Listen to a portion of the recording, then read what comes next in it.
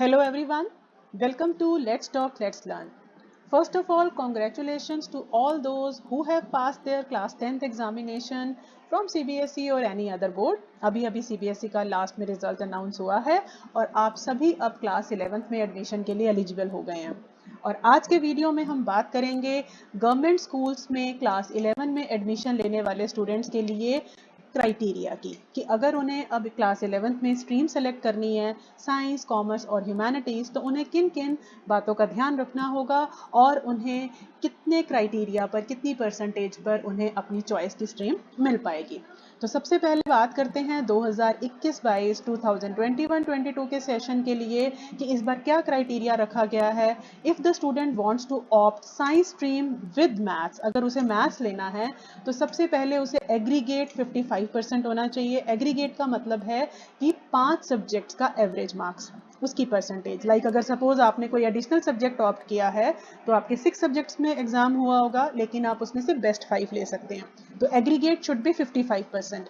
Secondly, English जो है उसमें 50% मार्क्स होना ज़रूरी है, बिकॉज साइंस के जितने भी कंटेंट है वो सारा इंग्लिश मीडियम में ही है, तो इंग्लिश की आपको बेसिक नॉलेज होनी ज़रूरी है। मैथ्स आपके पास कोई भी रहा हो, 10th में स्टैंडर्ड और बेसिक मैथ्स का ऑप्शन दिया जाता है 10th में, तो उसमें भी आपको 50% मार्क्स होने चाहिए अगर मैथ्स लेना है, और साइंस सब्जेक्ट में भी 50% मार्क्स होने चाहिए, तभी आपको साइंस विद मैथ्स स्ट्रीम मिलेगी। अगर आपको साइंस विदाउट मैथ्स लेनी है तो परसेंटेज अगेन एग्रीगेट में 55% है, इंग्लिश में 50% है। स्टैंडर्ड मैथ्स हो या बेसिक मैथ्स हो, इसमें आपको सिर्फ 40% या अबव मार्क्स ही लेने हैं, और साइंस में 50% मार्क्स होने चाहिए। तो सिर्फ विद मैथ्स लेना है तो 50% मैथ्स में होने चाहिए, विदाउट मैथ्स लेना है तो 40% होने चाहिए। अब यहाँ पर 40% भी क्राइटेरिया इसलिए रखा गया है क्योंकि फिजिक्स तो आपको पढ़नी ही पढ़नी है, चाहे आप साइंस की कोई सी भी स्ट्रीम लें, तो वहाँ कुछ मैथ्स का पोर्शन तो आता ही है, मैथ्स की नॉलेज होना ज़रूरी है। कॉमर्स स्ट्रीम की बात करें, अगर आपको मैथ्स लेना है तो यहाँ पर 50% एग्रीगेट है, इंग्लिश में 45% का क्राइटेरिया है। मैथ्स अगर आपके पास चाहे स्टैंडर्ड रहा हो चाहे बेसिक रहा हो, यहाँ वही 50% है, और सोशल साइंस में आपके 45% मार्क्स होने चाहिए। कॉमर्स विदाउट मैथ्स लेना है, बच्चा मैथ्स नहीं लेना चाह रहा कॉमर्स में, तो एग्रीगेट 50, इंग्लिश में 45, या यहाँ पर हिंदी के भी 45 कंसीडर किए जा सकते हैं। और यहाँ मैथ्स को लेकर के कोई क्राइटेरिया नहीं है, मैथ्स आपका सिर्फ पास होना चाहिए मैथ्स में। और सोशल साइंस, और हो सकता है किसी बच्चे के पास मैथ्स ना रहा हो या वो एग्रीगेट में मैथ्स को इंक्लूड नहीं भी कर रहा हो तो भी चलेगा। तो यहाँ मैथ्स को लेकर के कोई कंडीशन नहीं है, जैसे कि साइंस विदाउट मैथ्स में एटलीस्ट 40% की कंडीशन थी। हाँ, साइंस, सोशल साइंस में यहाँ भी 45% मार्क्स चाहिए। अब ह्यूमैनिटीज़ में क्या है कि स्टूडेंट के जो है वो सिर्फ उसका डिक्लेयर पास होना चाहिए, यानी कि सिर्फ पास होना ज़रूरी है ह्यूमैनिटीज़ स्ट्रीम के लिए। अगर ह्यूमैनिटीज़ में बच्चा इकोनॉमिक्स लेना चाह रहा है तो उसके 45% मार्क्स एग्रीगेट में होने ज़रूरी हैं। सोशल साइंस में सोशल साइंस की यहाँ पे कोई कंडीशन नहीं है, एग्रीगेट में 45% होने ज़रूरी हैं।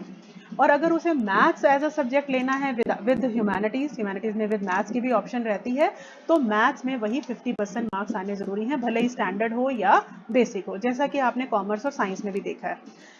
एक नोट ये ध्यान रखना है कि स्कूल्स जो हैं वो ह्यूमैनिटीज़ में एडमिशन अपने स्टूडेंट्स को डिनाई नहीं कर सकते, यानी जिन्होंने उसी स्कूल से क्लास 10th पास की है उन्हें वो ह्यूमैनिटीज़ में एडमिशन डिनाई नहीं कर सकते किसी भी बेसिस पर। फाइन। अब यहाँ पर रिलैक्सेशन की बात हो रही है मार्क्स में, इस पर मैं अभी वीडियो में थोड़ा बाद में बात करूँगी। पहले मेरे पास एक स्टूडेंट की क्वेरी आई है कि मैम मैं साइंस ऑप्ट कर सकता हूँ या नहीं, तो मेरे पास उसकी ये मार्कशीट है। अब इसमें आप देखिए कि बच्चे के पास कौन कौन से सब्जेक्ट रहे हैं। सबसे पहले जैसे इंग्लिश है, तो इंग्लिश में इस बच्चे के कितने मार्क्स हैं, ये मुझे बच्चा पूछ रहा है कि मुझे साइंस विद मैथ्स लेना है। तो अगर हम इंग्लिश में देखें तो इस बच्चे के 75 हैं आउट ऑफ 100, तो यानी कि ये 50% वाला क्राइटेरिया हो गया। अभी हमने ऊपर बात की थी कि इंग्लिश में 50% होने ज़रूरी है, हिंदी की यहाँ हमें देखने की ज़रूरत नहीं है। मैथ्स इस बच्चे के पास बेसिक रहा है, तो मैथ्स में यहाँ पर मैथ्स में इस बच्चे के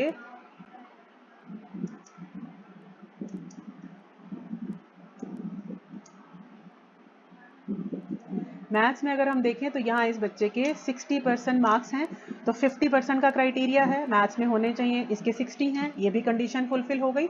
उसके बाद यहाँ विज्ञान की बात करते हैं, साइंस में इस बच्चे के 50% मार्क्स हैं, पूरे 50 हैं और 50 ही मिनिमम रिक्वायरमेंट है, तो ये तीनों सब्जेक्ट्स के क्राइटेरिया को फुलफिल कर रहा है।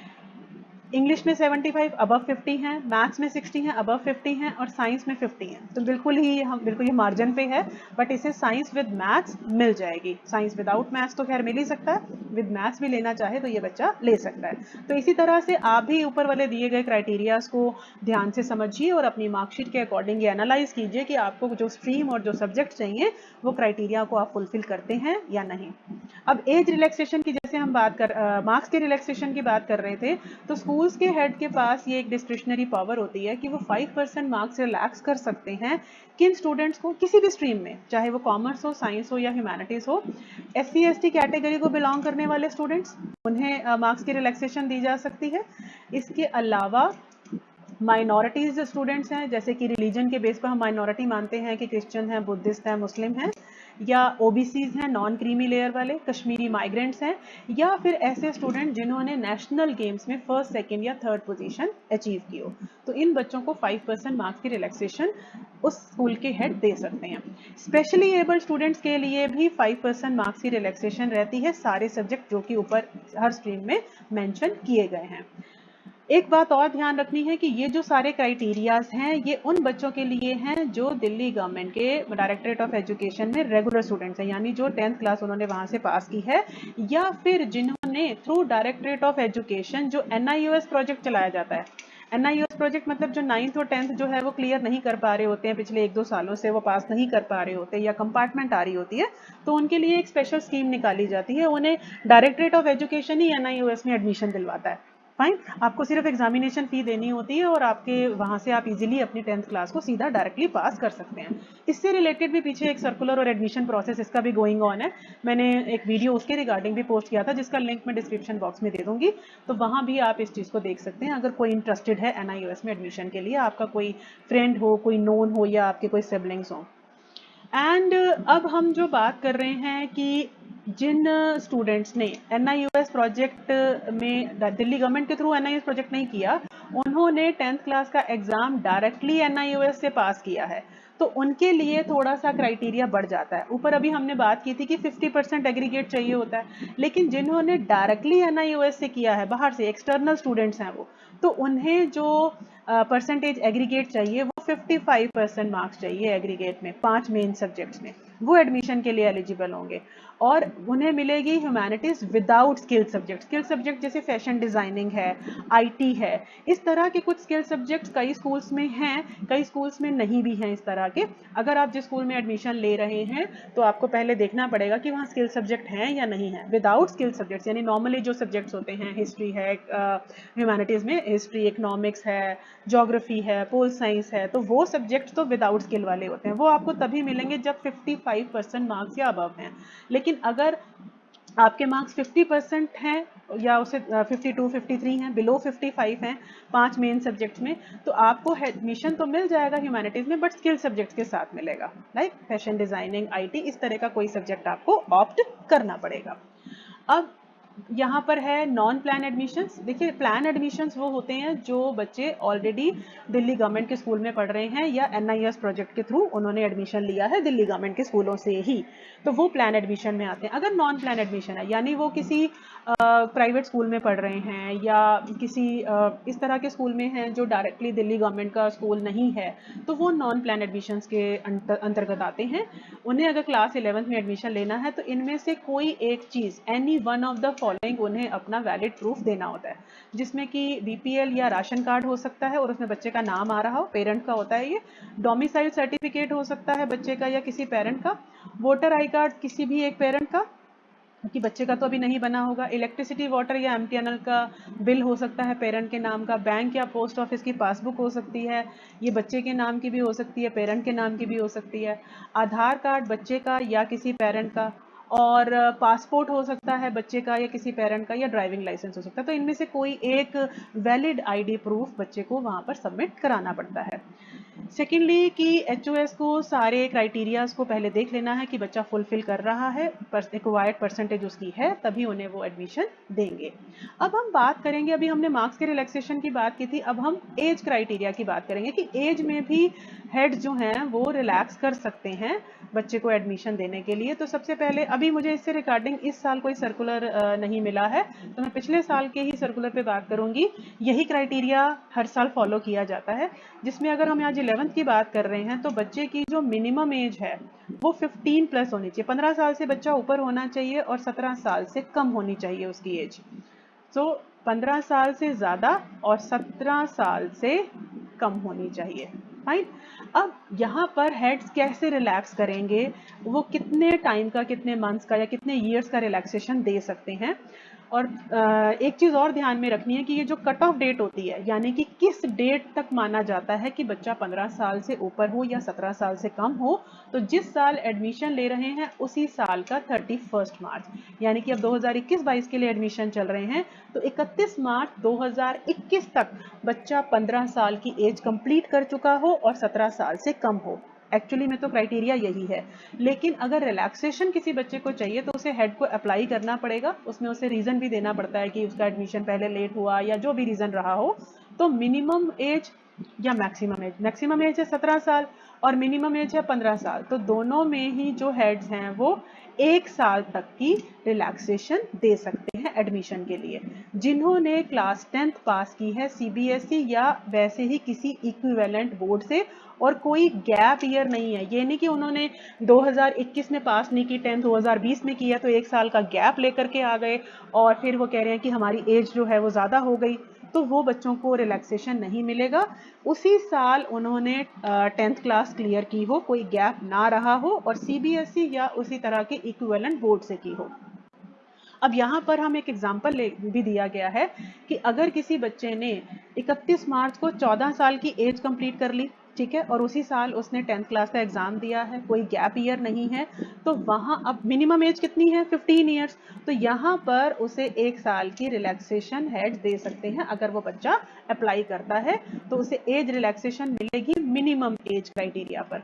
और इसी तरह से अगर कोई बच्चा 17 साल से ज़्यादा की एज का हो गया है, 18 साल उसने अभी कंप्लीट नहीं किए हैं, उसने 10th क्लास CBSE से पास की है, तो उसे भी 1 साल की रिलैक्सेशन हेड दे सकते हैं मैक्सिमम एज क्राइटेरिया में। फाइन।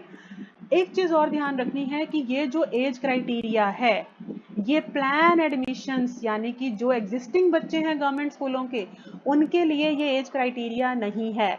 मान लीजिए आप ऑलरेडी किसी गवर्नमेंट स्कूल में पढ़ रहे हैं, आपने इसी साल 10th क्लास क्लियर की है और आपकी एज ऑलरेडी 18 साल है, मतलब आपने 18 साल पे 10th क्लास क्लियर की है, तो आपके लिए ये क्राइटेरिया एप्लीकेबल नहीं है। आपको डायरेक्टली 11th में एडमिशन मिलेगा, बस आपको वहाँ स्कूल में जाकर के ऑप्शन फॉर्म देना है, जिसके बारे में अभी हम बात करेंगे।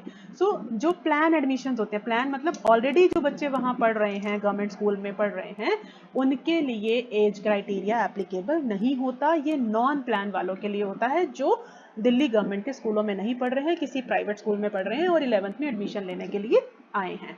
फाइन, आई थिंक ये चीज़ आपको क्लियर हो गई होगी। और अब हम एक बार नज़र डालते हैं ऑप्शन फॉर्म पे। ये आपके सामने नज़र आ रहा है आपको ऑप्शन फॉर्म, ये 2020-21 का है, लेकिन इस साल भी यही फॉर्मेट रहेगा, जिसमें आपको अपना नाम, अपना ID, अपना 10th क्लास का रोल नंबर और फिर स्ट्रीम चूज करनी है। तो ये सारे स्ट्रीम्स के ऑप्शंस हैं, जिसमें से आपको जो चाहिए उस पर आप टिक कर लेंगे और फिर यहाँ नीचे जो टेबल दिया हुआ है इसमें आप सब्जेक्ट्स लिखेंगे और उनकी परसेंटेज लिखेंगे। लाइक अगर हमने साइंस विद मैथ्स लेनी है तो हमें यहाँ पर 3 चीज़ों का ध्यान रखना है, इंग्लिश, मैथ्स एंड साइंस। तो इंग्लिश, मैथ्स और साइंस यहाँ पर आप मेंशन करेंगे इन जगहों पर और सामने उनके मार्क्स लिखेंगे कि आपके 50 से अबव है, क्योंकि अभी हमने देखा इन तीनों में ही 50% से या अबव चाहिए, 50 और अबव, तो वो चीज़ होगी। तो यहाँ पर आप अपना साइन करके अपनी तरफ से एक अंडरटेकिंग देंगे और फिर स्कूल आपको ये अलॉटमेंट देगा कि एक्नॉलेजमेंट देगा कि आपको ये स्ट्रीम अलॉट की जाती है, उसने बच्चे ने ये ऑप्ट किया है। उस क्राइटेरिया को वो चेक कर लेंगे and then you will get admission in that particular stream with the particular subjects. So I think video को देखने के बाद आपको अपने 11th क्लास के एडमिशन से रिलेटेड काफ़ी क्वेरी सॉल्व हो गई होंगी। अगर आपको फिर भी कोई क्वेरी है, कोई डाउट है, तो आप मुझे इंस्टाग्राम पर भी फॉलो कर सकते हैं और वीडियो के कमेंट सेक्शन में भी, कमेंट बॉक्स में भी अपनी कोई क्वेरी पोस्ट कर सकते हैं। वीडियो को शेयर ज़रूर कीजिएगा सो दैट बहुत से बच्चे इन चीज़ों को लेकर के डाउट में रहते हैं कि उन्हें अपनी स्ट्रीम और चॉइस के सब्जेक्ट मिलेंगे या नहीं मिलेंगे। तो उस वीडियो को उनके साथ शेयर कीजिए सो दैट उनके भी डाउट्स क्लियर हो सके। And good luck to all of you. अब आप 11th क्लास में अपनी चॉइस के सब्जेक्ट्स पढ़ेंगे तो बच्चों का रिजल्ट हमने यही देखा है बहुत बार उनका 10th क्लास से भी बहुत बेटर हो जाता है, क्योंकि 10th क्लास तक आपको सारे सब्जेक्ट्स पढ़ने पड़ते हैं, उनमें से कई आपकी चॉइस के नहीं होते, बट 11th में आपको स्ट्रीम चूज करने का, सब्जेक्ट चूज करने का ऑप्शन मिलता है, तो बच्चे ज़्यादा इंटरेस्ट से पढ़ते हैं और 12th क्लास में बहुत अच्छा स्कोर करते हैं। So good luck to all of you. मिलते हैं अगली वीडियो में इसी तरह के कुछ इन्फॉर्मेशन के साथ। Till then bye bye.